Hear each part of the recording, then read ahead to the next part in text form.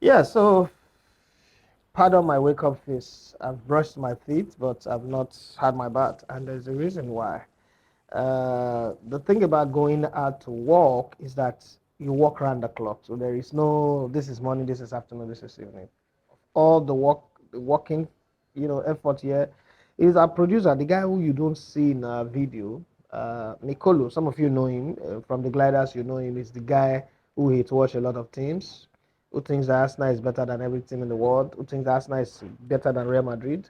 But you see, it's the most hardworking guy that we have in our team. This is not to say that the rest of the team is not working. Yesterday, I told you guys that I will tell you a story about my sister. I'll tell you a story about La Passage. So let's start with that. And then another thing that I would like to talk about today is common sense.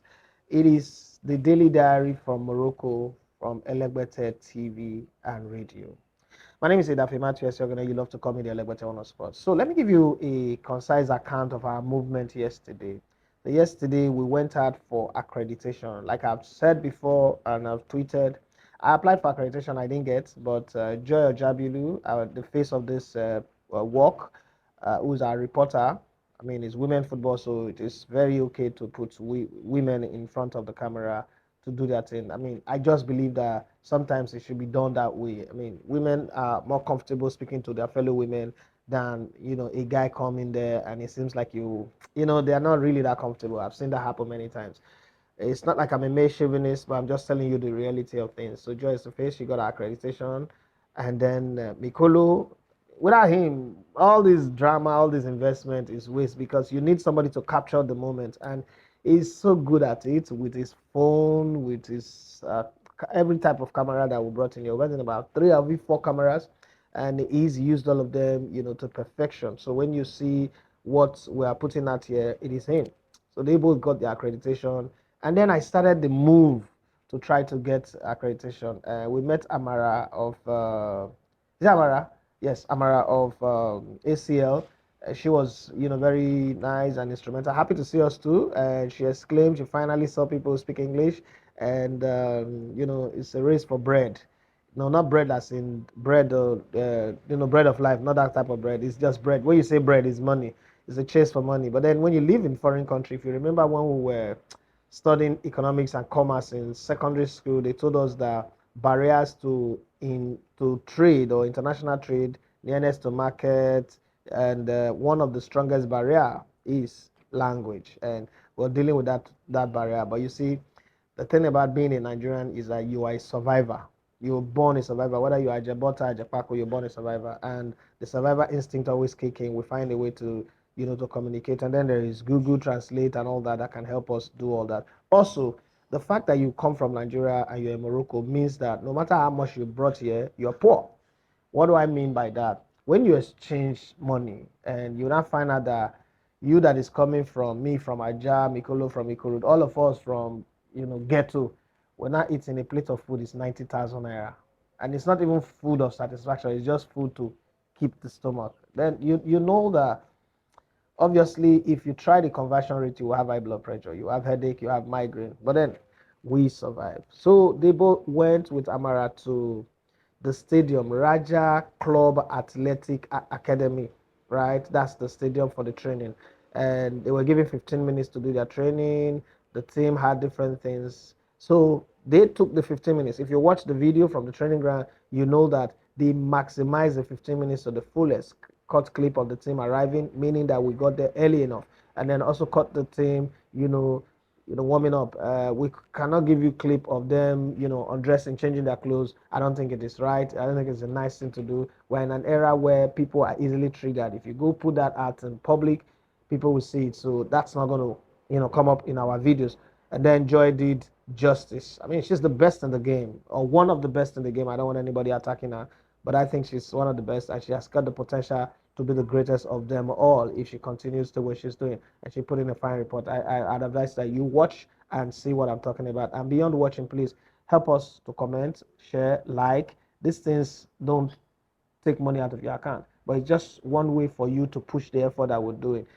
So somebody sent me a message yesterday, and I'm going to read it. Idafi, I have two observations from your videos. One, Okay, no, this message came in today. Why didn't you shave? You're looking very rough and haggard. Yes, thank you very much. That's a very good observation. And secondly, uh, get us more clips of what you guys are doing, like Big Brother, when you guys are sleeping in bed, when you guys are eating, apart from the pictures, get us more clip. All right. Producer, that one is up to you to get us more clip. But I don't know whether we would give you pictures of us sleeping in bed because I don't know. Producer will decide on that one. Why am I looking haggard? It's true, I'm looking haggard. There was so much tension. This is a tournament that was supposed to come in before the opening ceremony, then the visa issue, the running around. To be very, very fair, money lost is even more than money spent right now. And in that period, I lost track of myself. I normally like to be clean shaved, or that's one before going to a country, any country that I'm going to. But beyond that, I also like to shave in any country that I go to. If you follow my travel, you notice I shave my hair in Europe, I shave my hair in Dubai, places like Cameroon, anywhere I go, I like to go to a salon and see how it is. Because for me, it is all about customer service. So that is it. Then yesterday we went to the biggest mall that I have seen outside of Dubai, and it is the Moroccan mall in Casablanca. It was a waterfront mall. My producer's observation is that the mall is bigger than any stadium in Nigeria. I'm not trying to rubbish Nigeria here, but we're just giving observation. The mall is big. It has a very big aquarium somewhere at the middle or the west wing of the the three floors, the fourth floor uh, shopping mall, and it's got everything you need. Pretty expensive, but it's got everything. It's very beautiful. It's nice. So this thing that we do in Nigeria, where you go to a grocery shop or a mall, and as you're coming out, there's somebody at the door, checking your receipt. I always wonder why is it that it's only in Nigeria that I see that happen. I've been to mall in America, in Brazil. I've been to mall in Dubai. I've been to mall practically everywhere I've gone to in Europe. Nobody does that because it's not a kiosk. And I think that we should stop all that. One of the first things you will notice when you arrive in Nigeria is that these people of this country have trust issues. We lock the door with the key. We still try to check whether the door is locked. That's trust issue. We lock our doors. We still open the windows. If our light goes off, we try to check whether the neighbors have light. These are trust issues. And at the core of trust issues is the lack of common sense. And that's what I really want to talk about as I mirror events in Morocco to events in Nigeria. One time it was trending that Lagos is smelling and everybody was going berserk. The government, the commissioners, everybody was going berserk, attacking the girl. Did the girl say the truth? Yes, she said the truth. But I think the way we went about it was wrong because not everything requires people being defensive. What we should have done was to highlight our role in making Lagos smell. And this is the role. I live in a place called Olokola, yeah, in after Agile, around Lagos Business School. And if you know that area very well, they just, paved the road with concrete, instead of asphalt and bitumen. And one of the things you notice every day, I keep noticing it, it is irritating, it is annoying. Every single day, those people, always come to the middle and pour all their waste at the middle of the road. It's like it's not a culture. Very soon we will have a Lagos art where there is trash on the road. And every morning you will see the lawman truck coming to pack them. I think that's the beginning of the problem. And then we put some on the roadside. When rain falls, it washes them into the drainage. And water mixed with waste is an incubator for doza, for oozing, for smell. You understand? That's actually what is causing Lagos to smell. And I'm going to tell you a short story. 1993, I went to Port Harcourt for the very first time in my life. When I went to Port Harcourt, not this current Port Harcourt, that Port Harcourt was called the Garden City. That Port Harcourt did not have cultism. There was cultism in school because the OGs now would tell me you did not know what happened in Uniport. I went to Uniport myself. There was cultism in school, but for 3 weeks I was in Port Harcourt. I fell in love with that state, and I made River State my second state. That's why I always tell people that I'm a Warri boy, but I'm also a Pitakwa boy, a Port Harcourt boy, or a Port Harcourt boy as we call it in Warri. One of the things that I noticed in Port Harcourt at the time was that people were very, very mannerful. If there's any English word like that, they have manners, they have respect, the attention to details, flowery gardens everywhere. That's why they call Port Harcourt the Garden City at the time. It was the hands of men that made it so. But nearby, Abia State is one of the dirtiest states in the history of Nigeria. because people were nonchalant, careless, only focused on making money and not taking care of their environment. But just 2 years now, a new governor came into Abia State. Abia State have gone from the dirtiest state to one of the cleanest states with paved road, well-maintained roads, street lights, and all that. You see, it now, bring credence to the scripture that says that when the righteous are in power, the people rejoices. There's rejoicing in that place. But then it's a collective of both the people and government. As much as government needs to be up and doing, I always ask one question every time I'm driving in Lagos. Why would there be street lights and then there'll be horde of last man LCC staff at junctions like Chevron interchange, Jakonde interchange, Ikate, Freedom Way. I'm wondering, like, if you have traffic lights, why are you having all these officials? It seems like you're just employing people who you shouldn't be employing. Then I realized that we have trust issues.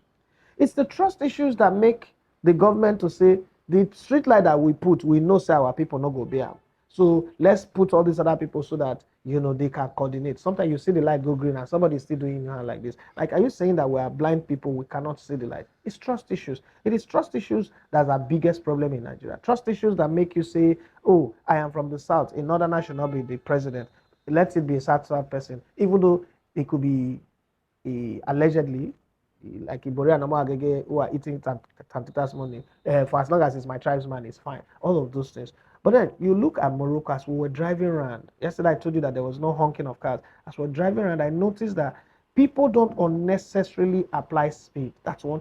People just have common sense to know that there's a possibility of somebody walking past the road. As a matter of fact, somebody was walking, not running, walking past the road. The light was green, so it means go for the car. Our driver have to swerve easily to the other side and go. And then the whole interchange, some of the roundabouts are very small, so there are like 4 or 6 roads that are merging, and there's a way they just exchange themselves. You'll be like, it's synchronized swimming or synchronized driving.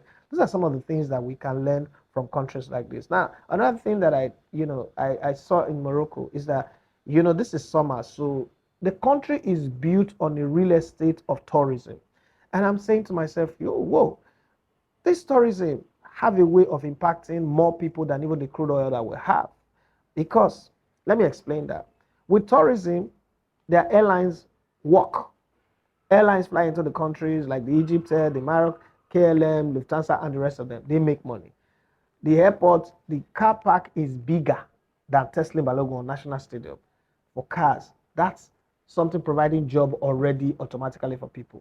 People who have Airbnb, apartment, hotels know that there's going to be money because people are coming. They're even telling you now that, look, if you want to rent an apartment, be fast because the visitors are coming. Apart from visitors for this game, there are visitors coming. Remember, in December again, in sure August, they are hosting the World on the 17th, if I'm not mistaken. Then in December, they are hosting the AFCON. So it's an all year round tourism business for Morocco. And the spread of the wealth is not just something that the politicians hold and then they grab for themselves and then they say on your mandate to stand, but it is a mandate that is spread across everybody like butter on sliced bread. What am I saying? If we could apply common sense in Nigeria, some certain things that are very, very difficult would just be easy. Having said that, I want to say a massive shout out to certain people. Bobby Ukaigwe, thank you very much. Without you, I'm not sure this trip would have happened. Abib Ayodeji, thank you very much. Aroturego Adijala Ufuma, Okwayemi Daniels, my guy, my fellow bandits, yes. I'm talking about Abi Oladimeji. Thank you very much for the support. My brother Abiola MKO Toyo, my guy. Thank you very much for all of the support and everyone else, everybody in the Elegote TV family. Yes, Henry Moru, Pastor Best, Kalajaye Ibrahim, what's his name now? Linda, my sister, and everybody. Thank you very much. Now let me wrap up with. I told you I'm going to tell you a story about my sister. So my sister reached out to me that she heard that we're traveling to Morocco, that she would like to go with us. And I said, hey, the big brother thing now. You want to be big brother, you want to be bully, somehow, sort of. We elders, first child are always bullies, like it or not. And I said, hey, not be my plate of oil, you want to put your yam, go find your own. I don't have the time because she's last born, she's baby. And eventually I might have to foot her bill. And I said all that because I was trying to defend myself, I don't want to spend money, extra money that I don't have. And then she said, bros, you forget say I get shop, oh, I do business, I get money, now money they fear you, I go pay. And part of the fund, like 50% of the fund that brought us here and is keeping us going, she paid for it. And I'm looking like this girl with the born that year. Well, I did with them born and carry on for her as baby. She's funding my work now. That's what Sonia did, and she's a mother of two. And I'm just looking at her, like since we came here, I'm just looking at her, take picture and that, wondering how people have grown. Now she's married with two kids, right? So sometimes also moments like this can, integrate family bond, can make people come closer and be better. That's what I said I was going to tell you guys about my sister. Now beyond that, the La Passage, I think we should save it for later. But let me tell you something about Joy and Mikolo. So for Mikolo, it's been on my radar for a while, but I've always, okay. Then I went to League Bloggers Award, LBA, and I saw him dressed like Larry King, and he was just doing, that thing when somebody is doing the job, and I'll be watching from afar, I'll be looking at him, I'll go and take some small shots, but I'll just be observing him. I'm like, I wish this guy's on my team. I just like his dress code, his attitude. Again, reason when you're doing your work, try to look good. Try to look the way people would like you to be on their team. And I was like, okay, I like this guy to be on my team. But I just figured him to just be somebody who would just be behind the camera and be doing work. Then the time came for me to pick up my team for the gliders. And I called him and I said, I want you to help me do BTS, for this show. That's what we used to promote the show. While these other guys, Felix Egbomuche, Timothy Denbo, Emmanuel Sebastian, and Joy are in front of the cameras and doing the show.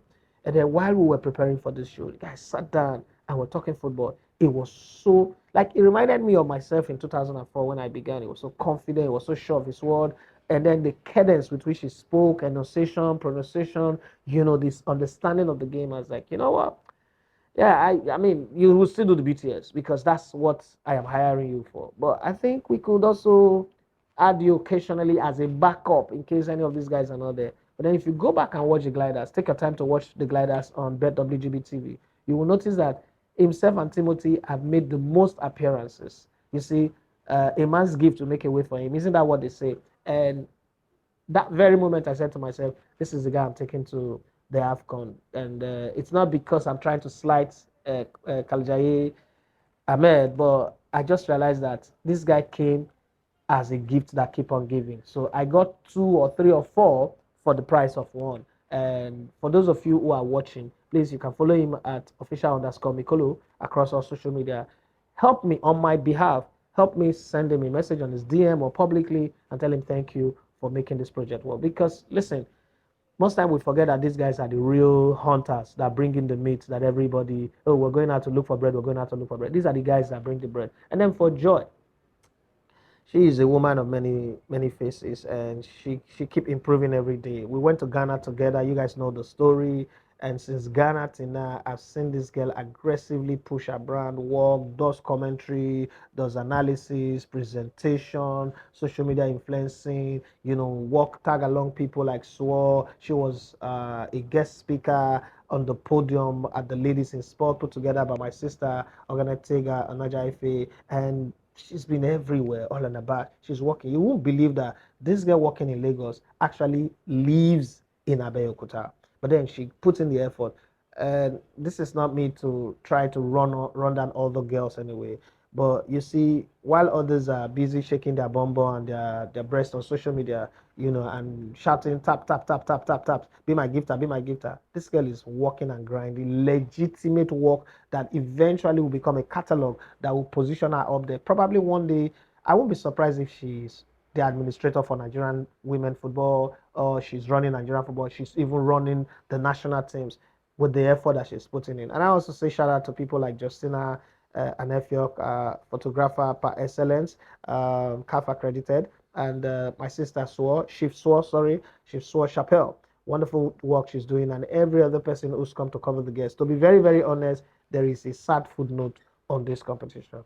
CAF have not given this competition the kind of venting, the kind of, if you remember that we started this year fighting Jamie Carragher for calling the big CAF competition a small competition. This is the time for CAF to show that they really love media. They should even give extra accreditation to people, also allow people access, to backs behind the scene to really get enough so that people can push. This will not prepare people for the AFCON. By now, we should be showing you stadium construction work that is going on in Marrakesh, in different places, to really highlight what the city is. But there's so much restriction from CAF. I'm sorry to say this might just, made them not to give me accreditation to the end of the tournament. But we've got to highlight this thing. And I think that those are some of the little things that need to be fixed. Beyond that, it's been fun. This country is a lovely place, a country that have high level of common sense. I hope that those of us that needs it the most, Nigeria, with 250 million people, we are like people with body odor. Haven't you noticed that people with body odor are the ones who don't buy deodorant, perfume, and the rest, and they are the ones who like to hug other people the most? That's how Nigerians are. We're a great country, we're one of the greatest country on the planet Earth, but it just seems like, in the words of Ben Murray Bruce, we're lacking in common sense. This is the diary for today, and to lead you all as I go, I want to tell you that today we have activities in two ends of the city of Casablanca. We're going to go for the media press pre-match press briefing this morning. It's 10 o'clock, set for 10 o'clock. So we're going to go have breakfast now. And then after breakfast, Mikolo and Joy will go head straight to the pre-match meeting where they will have to get the coach, Maduga was his name, and Ashley Prompter to answer question pre-match. And then in the evening, 4 p.m., we have a 15 minutes access again to see the team do their light warm-up before the game. We might be lucky this time around and we'll get to interview one or two players, but I mean, it's not going to be as easy as everybody thinks, but just keep supporting us, keep pushing us. The best thing you can do for us is help us increase our subscriber base, help us increase the engagement on the channel. To click like does not cost anything. To put a comment does not cost anything. But then I have one observation. I need to take another look at it before I will talk about it properly. I think this is on Nike and the NFF. The team does not have a proper training kit. I think what they've done, and I use the word I think, what they've done is just come around, buy plain white t-shirt and give them. For a team, the biggest female team in Africa, the most consistent female team in Africa, I think that the NFF have not done well in marketing the team in particular. I also think that Nike have not done well in promoting such a team that is guaranteed to give you winners medal every time they go for a competition in Africa. But I still say I think I'm going to have a second look and then maybe probably ask a few questions and we will see. But it is not a good thing to see that the team does not have a proper training kit. Once again, thank you for subscribing to this channel. Thank you for watching our video. Thank you for clicking on the like. Thank you for your comments and your encouragement and your prayers and good wishes. My name is Idafe Matthew. You're going to love to come with your on the spot. This is episode 2 of our daily diary from Morocco. Bye.